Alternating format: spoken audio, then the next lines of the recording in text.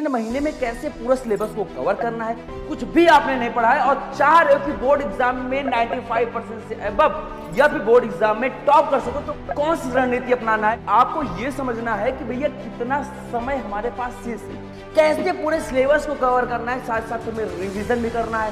इस क्लास में आपको ये सारी चीजें बताने वाला हूं, जिसके बाद आपको कोई भी टेंशन लेने की जरूरत नहीं है।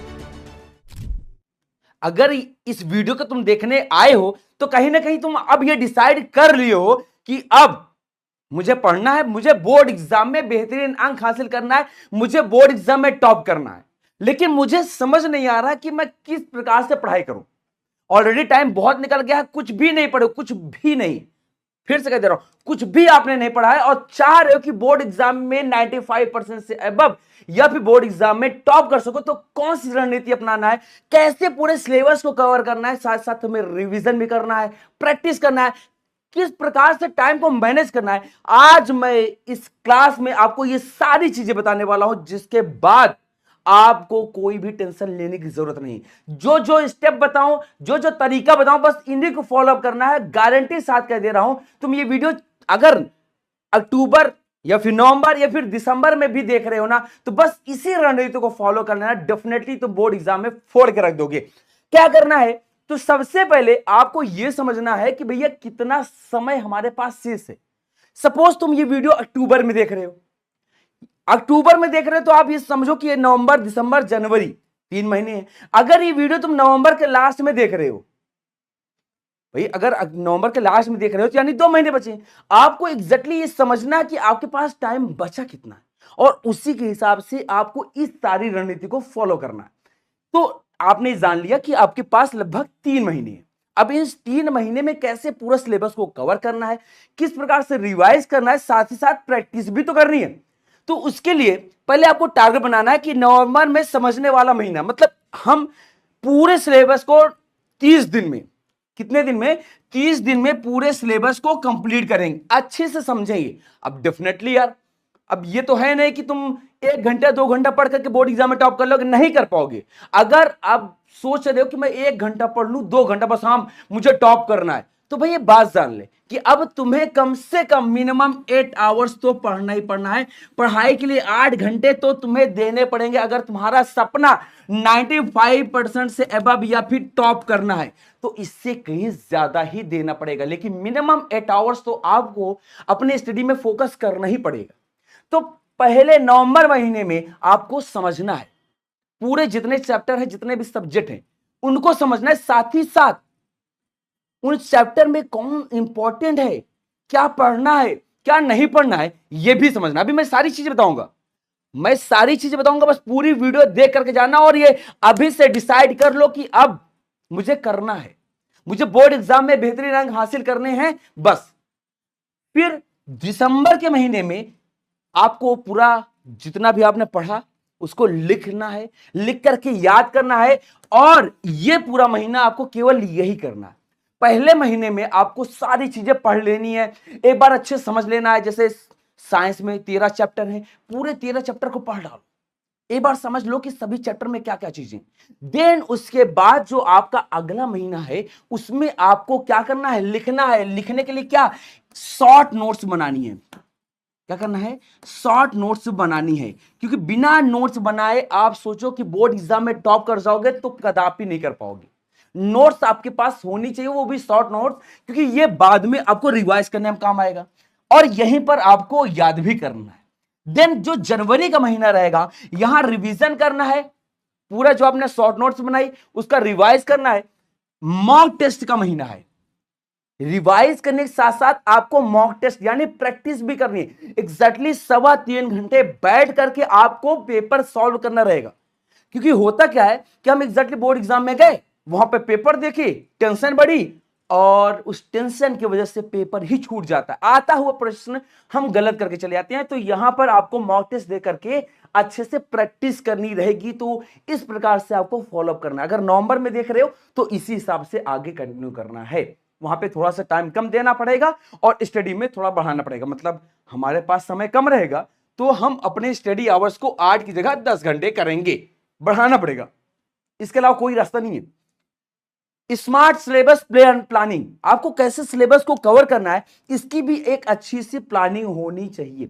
अब इसको प्लानिंग कैसे बनाएंगे, बहुत जरूरी, मतलब ऐसे प्रश्नों को हमें सबसे ज्यादा टारगेट करना है जो बोर्ड एग्जाम में आते हैं। अब मुद्दा आता है कि हम टारगेट करें कैसे, तो भैया क्वेश्चन बैंक है ना, क्वेश्चन बैंक है उसको ओपन करो, नहीं है तो हमारी क्लास देखो, नहीं है तो हमारी क्लास देखो। हम केवल वो टॉपिक आपको बताए हुए जो बोर्ड एग्जाम में आए हैं, लेकिन मैं कहूंगा कि आप क्वेश्चन बैंक को ओपन करो, वहां पर देखो कि कौन सा क्वेश्चन कई बार आया है, जितने क्वेश्चन जो बार बार आए हैं उनको प्रायोरिटी ज्यादा दो।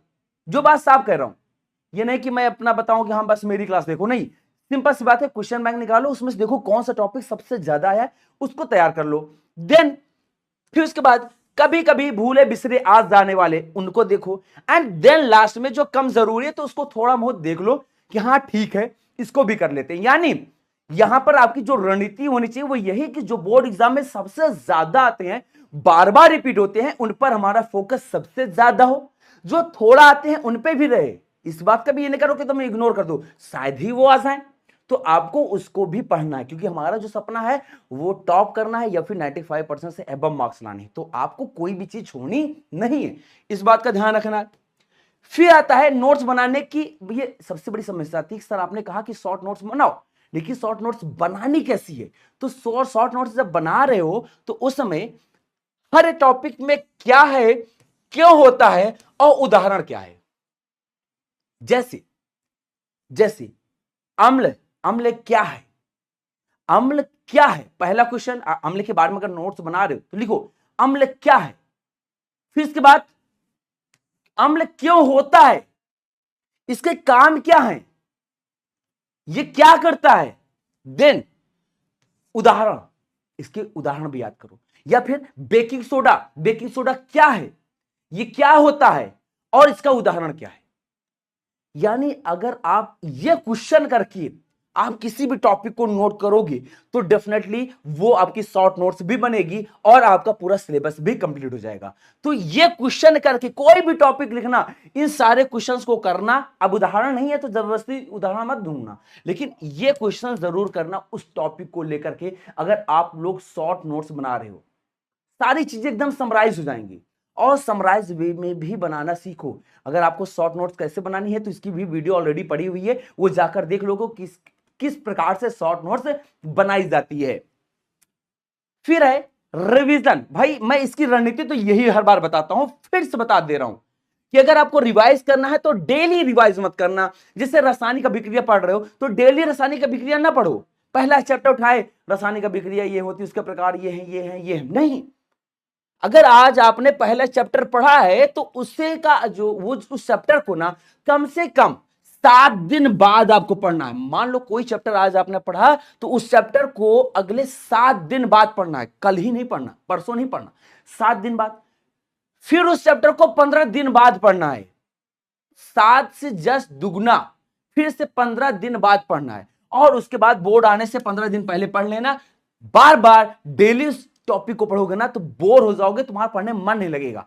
कोई भी टॉपिक पढ़ो, मान लो आज तुमने यूरोप में राष्ट्रवाद पढ़ा, अब उस टॉपिक को कल मत पढ़ना, कल मत रिवाइज करना, तुमने एक बार तैयार कर लिया, याद कर लिया, आज तुमने अगर रिवाइज किया है तो इसका अगला रिवीजन 7 दिन बाद होना चाहिए। जैसे अगर आज मंगलवार है तो अगले दिन मंगलवार ही होना चाहिए, फिर उसके बाद 15 दिन बाद, फिर उसके बाद एग्जाम से 10-15 दिन पहले पढ़ लो, काम खत्म। ये रिवीजन की सबसे बेस्ट टेक्निक्स है। इसके अलावा आपको बार बार डेली वही पढ़ने की जरूरत नहीं है। देन इसके बाद mock test and self confidence, ये सबसे इंपॉर्टेंट चीज। अगर तुमने सब कुछ कर लिया बट ये लास्ट में अगर तुमने ये नहीं किया ना, समझ लेना तुम सक्सेस हासिल कर ही नहीं सकते हो, क्योंकि जब तक तुम मॉक टेस्ट नहीं दोगे तुम्हारे अंदर कॉन्फिडेंस बिल्डअप नहीं होगा, नहीं हो पाएगा।